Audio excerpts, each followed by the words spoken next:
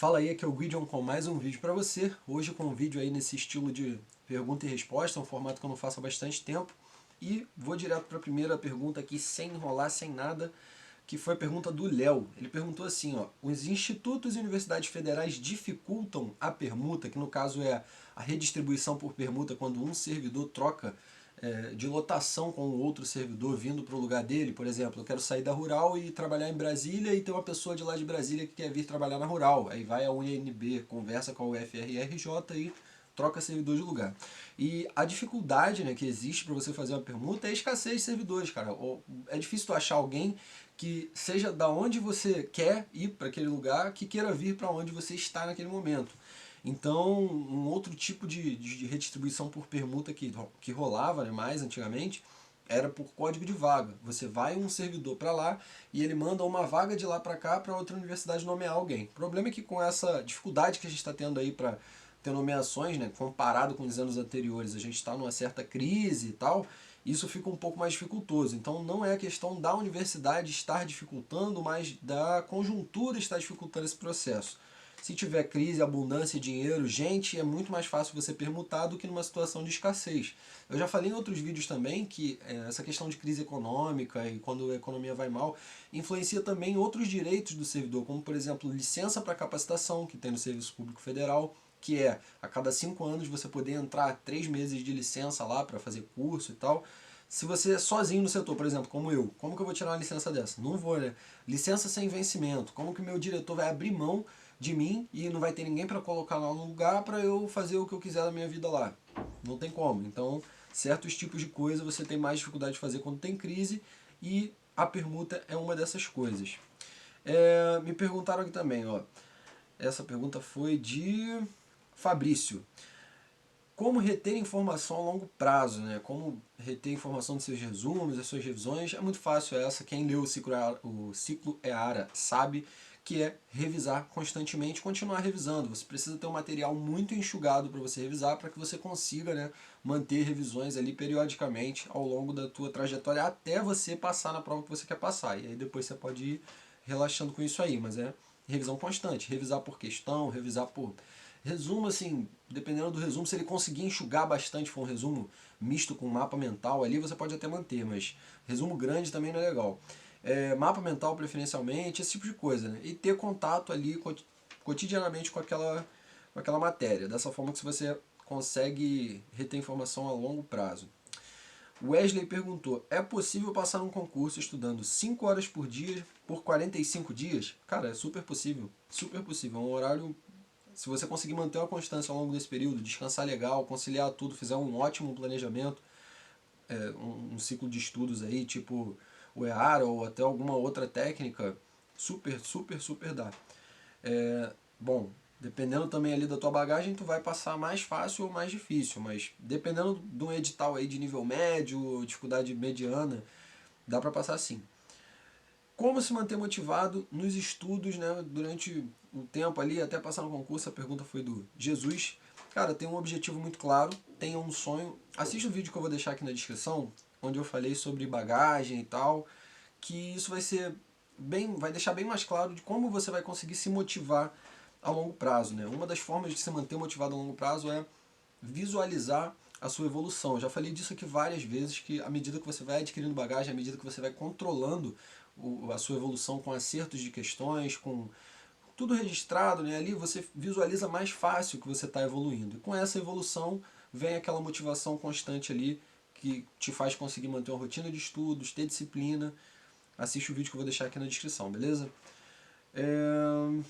Próximo, cara, minha letra sem condição. Peguei aqui o papelzinho que eu usei lá no último vídeo, né, sobre matemática no cargo assistente administrativo. Se você não assistiu também, vou deixar no card aqui em cima.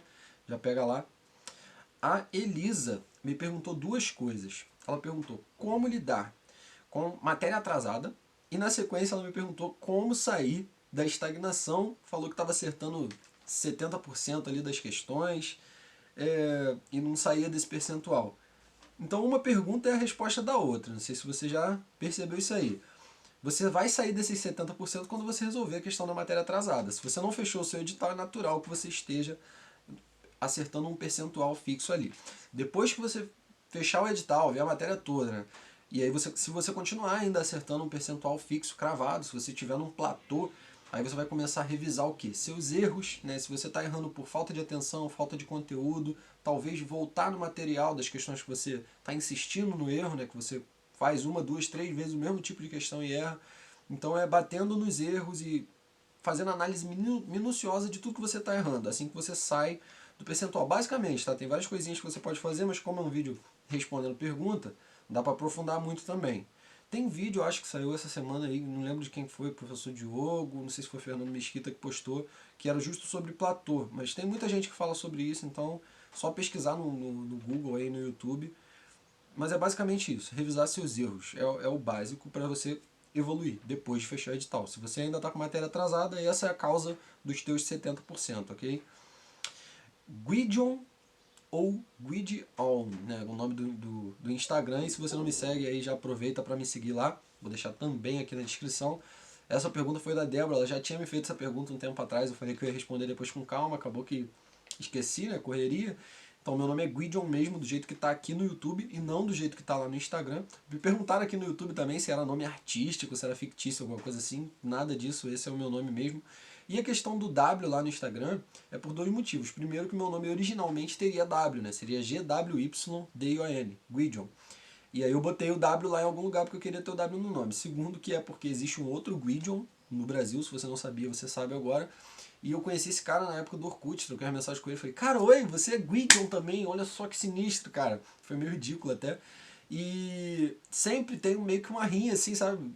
Descobriu lá um e-mail, aí, pô, se eu conseguir criar primeiro, ele vai ter que botar dois i's ou fazer alguma alteração do tipo. E no Instagram eu dei o azar de chegar depois, né? Talvez tenha sido ele mesmo, eu não pesquisei ainda pra falar a verdade.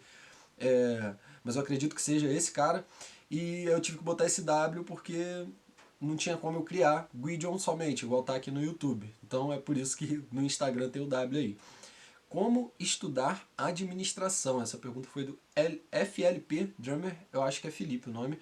E, cara, estudar administração tem duas coisas básicas para você entender, para você começar a estudar administração. Primeiro, administração, apesar de não ser uma matéria exata, vamos dizer assim, ela tem a mesma lógica de prédio, né? Que é o que? Você não consegue entender o segundo andar antes de você estar com aquela base do primeiro andar bem sólida e vice-versa. Você vai nessa lógica aí.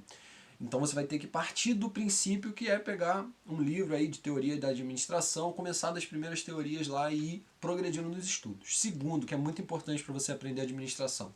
Eu tô levando minha mulher no médico direto, ela tá com uns probleminhas aí, e semana passada, 2 semanas atrás, eu tava na clínica, eu tava olhando assim, do nada na parede, um negócio lá, missão, visão e tal. Eu fiquei lembrando dos estudos, fazendo aquelas associações assim, sabe? Missão, visão e valores. Ou então tu tá num ônibus lá e aí tu viu que, pô, o motorista e o cobrador fazem funções diferentes, então isso é uma divisão de tarefas. Ou esse ônibus só tem motoristas, então ocorreu ali um downsizing, né? Retiraram postos de trabalho, enxugaram aquela organização. Você tem que começar a olhar para o mundo, olhar para as empresas, olhar para tudo que está ao teu redor de uma forma de administrador. Você vai ter que enxergar a administração dos lugares. Isso faz você assimilar muito melhor a matéria. Olha para, pô, a barraquinha na rua, sei lá, e começa a tentar vislumbrar aquilo dali como uma empresa e como que aquilo ali funciona e como que a teoria se aplica àquela prática ali. Falar aplica a prática é muito trava-língua. E é dessa forma que você vai conseguir progredir muito rápido estudando administração. Essa foi uma resposta rápida, eu espero que tenha sido bem objetiva. Começa a praticar isso para você ver, com certeza vai ter bons resultados aí. Já foi. Por que eu não fiz ESA? Quem perguntou isso foi o Jeff. E eu não sei por que ele perguntou isso, na verdade, cara. ESA é a escola de sargentos, né, do Exército. Eu não fiz ESA, cara, porque na época que eu tava saindo do quartel eu até pensava ainda em seguir carreira militar. Eu comecei a estudar para concursos estudando para carreira militar, né, para oficial da Marinha, pro Colégio Naval. E eu desisti de ser militar antes de chegar na idade de começar a prestar ESA, que foi quando eu servi o Exército. Lidei com algumas coisas lá que eu não gostei e tal, comecei a conhecer mais o serviço público civil e me identifiquei mais e quis ir para essa vertente. Ele falou que ESA é mais fácil de passar, né? Ele passou na ESA, parece, e ficou no exame de saúde e não entendeu por que eu optei por concursos mais difíceis, né? Que são os concursos civis, por exemplo. A área fiscal é muito mais difícil que o concurso militar. alguns, né? Porque tem concursos militares também bem difíceis. Você tem aí ITA, o concurso oficial do quadro complementar, que são dificílimos. Então, mas para a ESA é um concurso relativamente fácil, comparando com esse. Então foi por isso, eu não me identifiquei com a carreira militar. Eu falei lá no Instagram que era porque eu não gostava de fazer barba, e pode até ser também, né? Olha só. Próxima pergunta. Acredita em aumento do vencimento ou dos benefícios da carreira TAI e quando, né? Quem me perguntou foi o concurseiro RJ91. Cara, aumento nesse governo, esquece aumento. Nesse governo, se der tudo certo, a carreira vai se manter do jeito que tá, ok?